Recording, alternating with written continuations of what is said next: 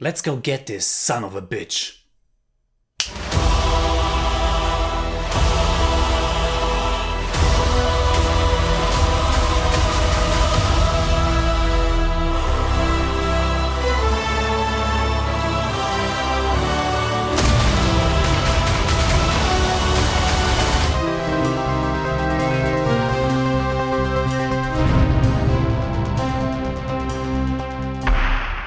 Servus Freunde, my name is Jimmy Cage and whatever it takes, I won't spoil the endgame.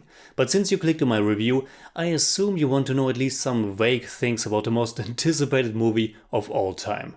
So I'm going to try to give you my very immediate thoughts about it. It's still extremely fresh and more so very much unprocessed in my mind because it's only a few hours since I saw Avengers Endgame. First things first, it was an incredible experience, an emotional roller coaster and a brilliant conclusion to what Marvel has built over the course of 11 years. 11 years, 22 movies, and they are firing on all cylinders. As Doctor Strange has said in Infinity War, we are in the endgame now. And once again, the Russo brothers are here to deliver. The first film played like a non-stop forward-moving machine. Thanos was out to finally get his big hands on all 6 Infinity Stones, and our heroes barely kept up with him, and of course all of you know the end of it. Now the heart of Endgame is a pretty remarkable heist once again, but all in all the movie plays rather differently. It is exactly 3 hours long, which makes it the longest film in the MCU by far. And yet it doesn't pack as much action as you might think. Surprisingly, it's also able to stand rather well on its own. It goes without saying that people who are not well versed or familiar with all the characters and the events that happened before will miss out on a lot of emotional beats. But the way the story is unfolded and the characters are positioned makes this more than just a part 2.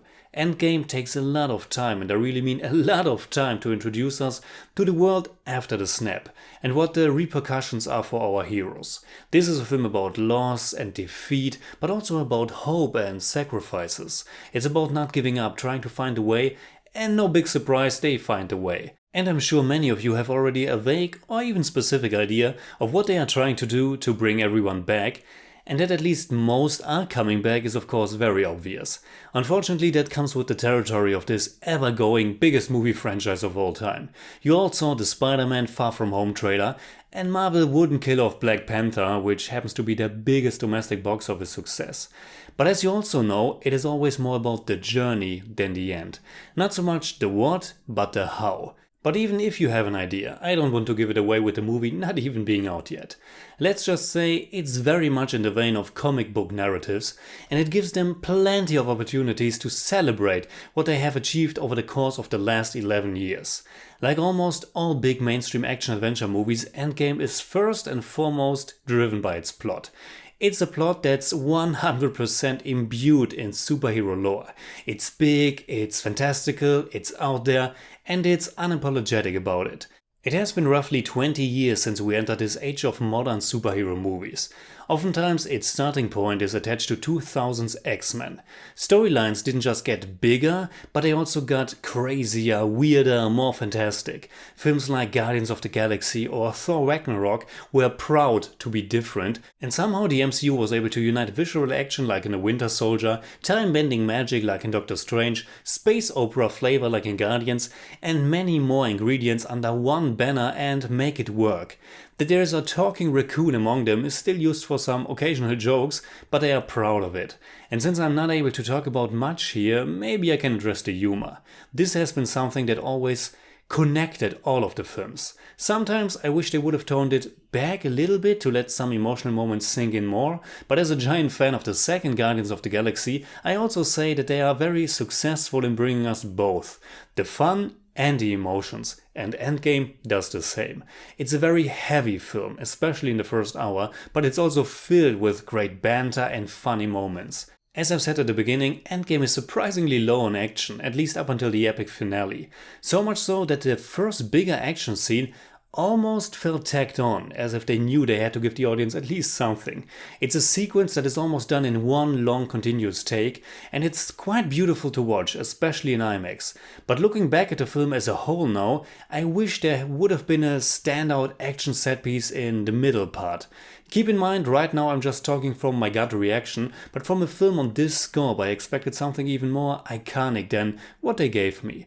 But I'm only talking about the middle segment and only when it comes down to pure action cinema, because it's not that the movie is lacking action, it's more that it is very much focusing on dozens of wonderful character moments and interactions. I've said that it is plot driven and that the plot is big and spectacular, but like in Infinity War, it is also rather simple. Thanos wants to get 6 power stones to wipe out half of the universe, now the remaining heroes try to find a way to bring back their friends and all the other people that were wiped out. A big part of what makes Endgame so thrilling, at least on the first watch, is witnessing how this all unfolds. But I would argue that an even bigger part is just spending time with those characters and seeing them together. Seeing them interact, seeing them not giving up. Endgame is full of heartfelt moments. One might call many of them fan service, but not us. Not us, because I think they are what this journey has been all about.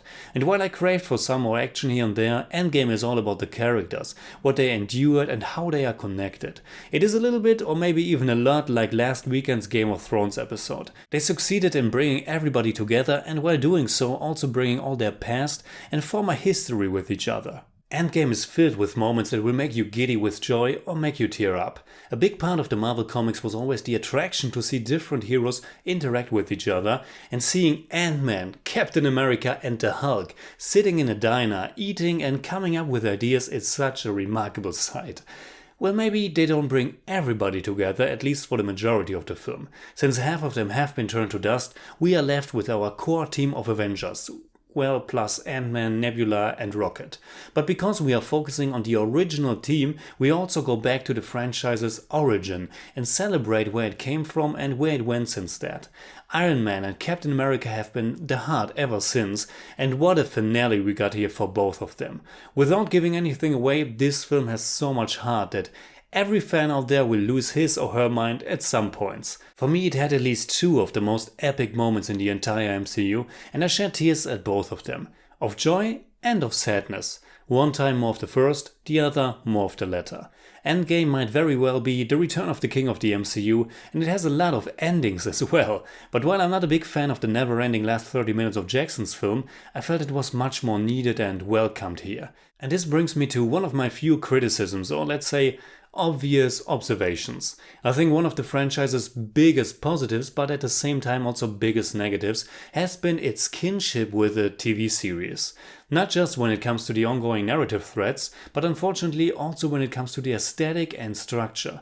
Endgame is no exception. There are dozens of beautiful, mesmerizing shots to be found, and especially in the beginning when we see Tony Stark drifting in space, I was in awe of the scope and also clarity of the images. I watched it in IMAX and it was crystal clear and majestic. Some visuals are outstanding. A giant spaceship emerging from the clouds, Captain America facing impossible odds, or a very long tracking shot over a pier. But oftentimes these movies have a very TV-like aesthetic that contains dozens of rather mundane shot and reverse shots.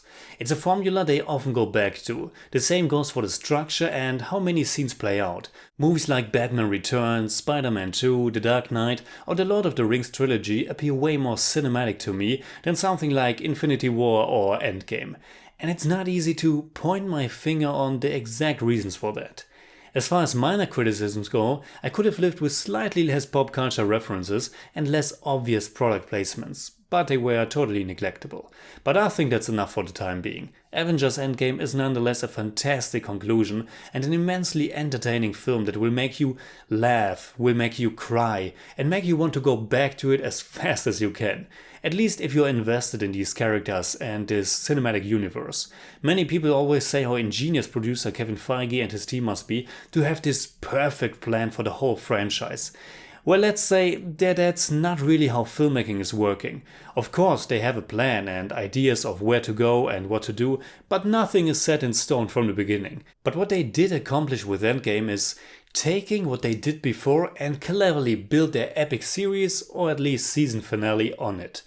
There are certainly some questions remaining at the end, and with some decisions you just have to go, I assume, but the film is so powerful and so much fun that it's just working, and therefore I really applaud them.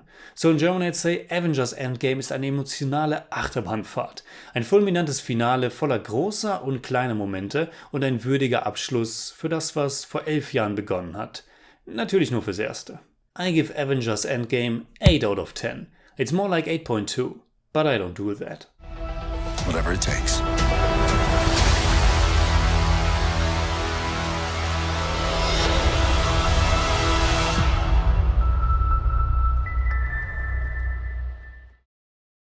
Alright, that's it like always. Comment below and let me know what you think about Avengers Endgame. You can hit me up on Twitter, Facebook and Instagram simply at TheJimmyCage. And if you enjoyed this episode, please give me a thumbs up, share, subscribe, whatever you like. And make sure you hit that bell for all I have to tell.